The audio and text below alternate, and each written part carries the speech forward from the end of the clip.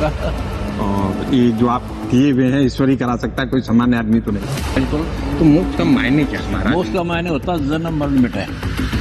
तो तत्व मैं तत्वदर्शी संत हूँ, ढोल के डंके बजाता हूँ। महाराज अपने शरण में लीजिए। नाम दे दे, ये हुई बात है। अज्ञानी समझ के हमें भी स्वीकार करिए। कर लिया मैं।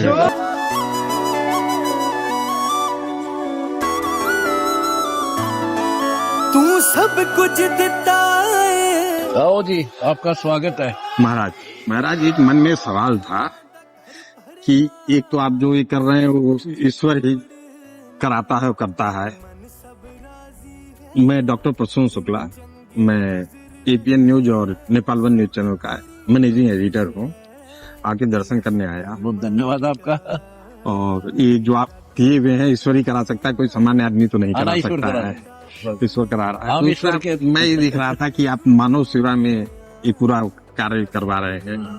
तो मोक्ष भी पाना है, मानव सेवा भी पाना है, तो दोनों में ये नहीं लग रहा है मानव सेवा करेंगे तो फिर पुनर्जन्म फिर वही? ऐसे नहीं होगा। हाँ। भक्ति के साथ सेवा करने पर क्या कर्म संस्कार नहीं जुड़ेंगे?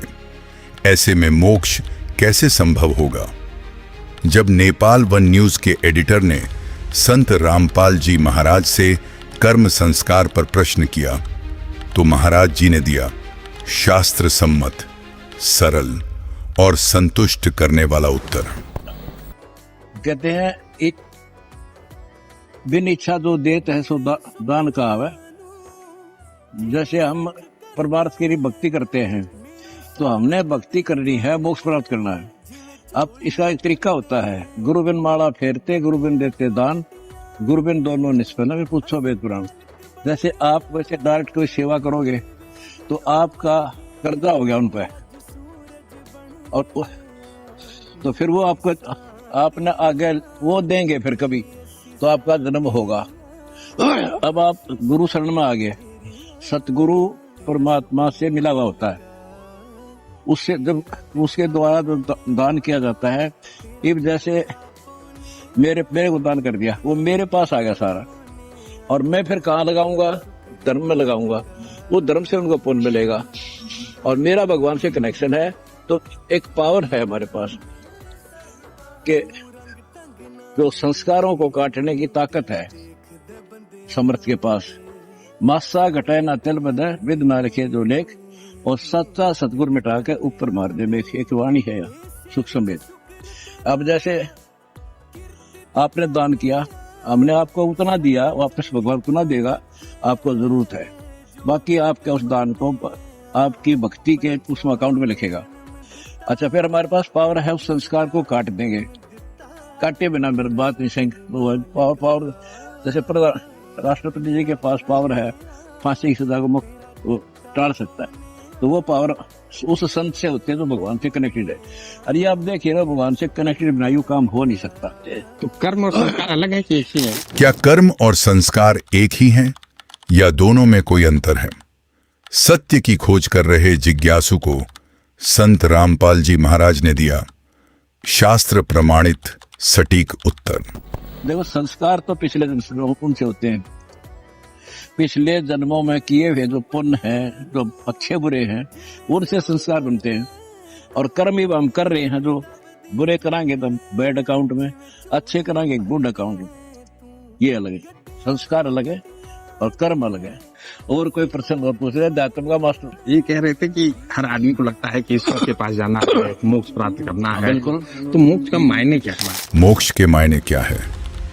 पूरी पृथ्वी पर मोक्ष मार्ग का सत्य ज्ञान देने वाले एकमात्र अधिकारी गुरु संत रामपाल जी महाराज से जब यह प्रश्न पूछा गया तो महाराज जी ने दिया बेबाक उत्तर। मोक्ष का मायने होता है जन्म मरण मिटे। गीता गाय 15 श्लोक 4 में कहा है कि जब मैं तत्वदर्शी संत हूँ, ढोल के डंके बजाता हूँ। सब शास्त्रों का मुझे ज्ञान है। गीता 15 श्लोक 4 में कहा कि जब तत्वदर्शी संत मिल जा, तत्व ज्ञान की प्राप्ति के पश्चात परमात्मा के उस परम पद की खोज करनी चाहिए, जहाँ जाने के बाद साधक फिर लौट कर संसार में कभी नहीं आता। ये मोक्ष है। तो मोक्ष का अंतिम उद्देश्य क्या होता है? मान लीजिए जैसे हम मोक्ष पा गए न जीवन होगा न मरण ना, होगा। ऐसा नहीं है, वहाँ जीवन होगा। मोक्ष प्राप्त होने के बाद क्या होता है? क्या मोक्ष अंत है या अनंत जीवन का आरंभ? सदियों से मन में उठने वाले इस गहन आध्यात्मिक रहस्य से पवित्र गीता जी के प्रमाणों सहित पर्दा उठाया तत्वदर्शी संत रामपाल जी महाराज ने।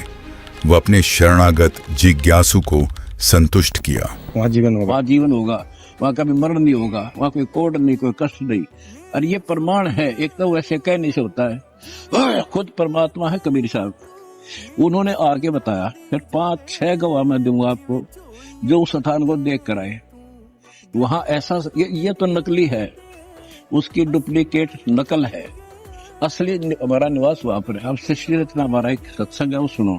जी। तो हम वहाँ जाएंगे तो वहाँ जन्म होगा, ऐसे ही एक बार होगा, फिर मृत्यु नहीं कभी होगी। महाराज अपने शरण में लीजिए। आप जो नाम दे दे, ये हुई बात है। पंडित सतगुरु रामपाल जी भगवान जी की जय हो। तेरा शुक्र मालिका,